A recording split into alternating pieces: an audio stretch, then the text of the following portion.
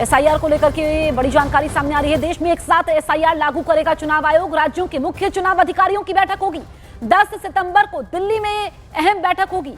इस वक्त सबसे बड़ी खबर आप तक पहुंचा रहे हैं। एसआईआर को लेकर सूत्र ये जानकारी दे रहे हैं कि देश में एक साथ एसआईआर लागू करेगा चुनाव आयोग।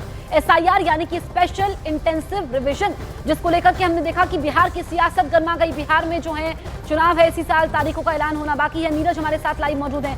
नीरज, देश में एक साथ एसआईआर लागू करेगा चुनाव आयोग, इसको हम किस तरीके से समझें? जसप्रीत, देखिए, चुनाव आयोग ने बिहार में अभी एसआईआर को लागू किया है और एसआईआर की प्रक्रिया चल रही है। और जो सूत्रों से हमें संकेत मिले कि पूरे देश में चुनाव आयोग आने वाले दिनों में एसआईआर एक साथ लागू करेगा।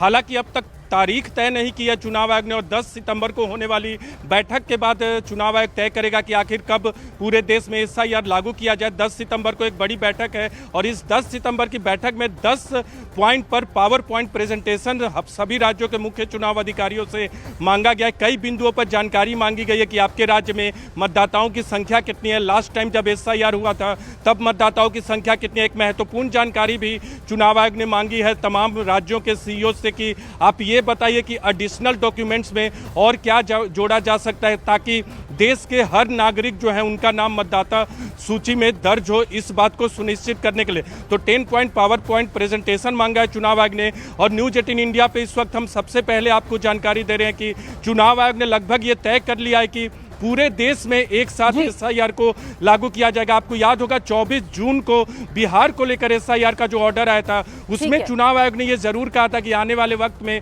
पूरे देश में एसआईआर लागू किया जाएगा। लेकिन हम आपसे अपडेट लेंगे। शुक्रिया आपका।